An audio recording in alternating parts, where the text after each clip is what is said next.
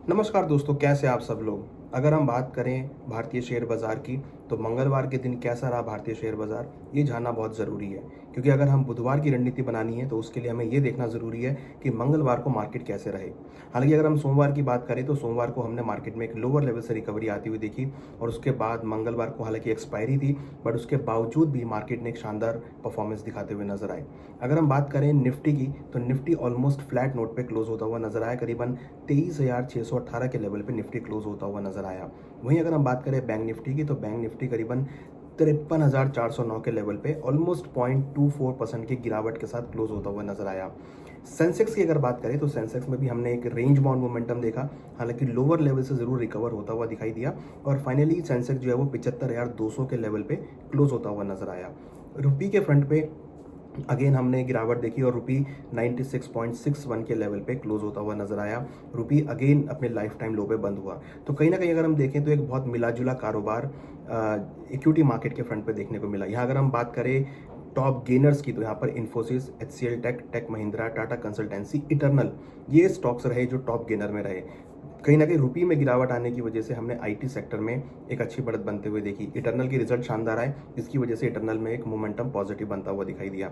अगर हम बात करें बुधवार की, तो बुधवार के दिन लगता है कि मार्केट के अंदर आपको ट्रेंड पॉजिटिव होता हुआ दिखाई दे सकता है।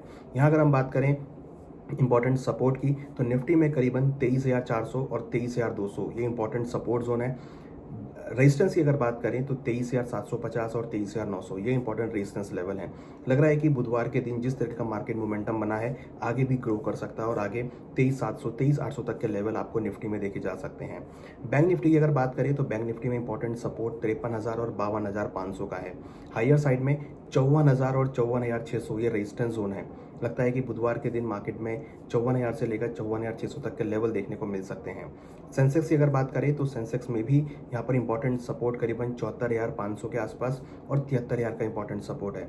रेजिस्टेंस 76,000 और 77,000 के आसपास है। लग रहा है कि सेंसेक्स में जिस तरीके की बाइंग एक्टिविटी देखने को मिल रही है, लग रहा है कि जल्दी ही 76,000 से लेकर 77,000 तक के लेवल आपको सेंसेक्स में देखने को मिल सकते हैं। अगर हम ओवरऑल स्ट्रक्चर की बात करें, तो कहीं ना कहीं मार्केट लोअर लेवल पे रिकवर होती हुई दिखाई दे रही है। जिस तरीके से क्रूड को लेके पॉजिटिव चीज़ें आई हैं, जिसमें रशिया से क्रूड बाय करने का, यूएई का स्ट्रेटेजी रिजर्व के अंडर में भारत में पेट्रोल अपना क्रूड रखने के लिए, तो कहीं ना कहीं इससे क्रूड की जो उपलब्धता है भारत के अंदर बढ़ती हुई नजर आएगी। तो इससे काफ़ी हद तक मार्केट में सपोर्ट आता हुआ दिखाई दे रहा है। उसके साथ साथ अगर हम बात करें, तो ईरान ने दोबारा से कुछ शर्तें अपनी यूएस को भेजी हैं। हो सकता है कि यूएस इस बार इन शर्तों को मानता हुआ नजर आए, जिससे अगेन मार्केट को सपोर्ट आता हुआ दिखाई देगा।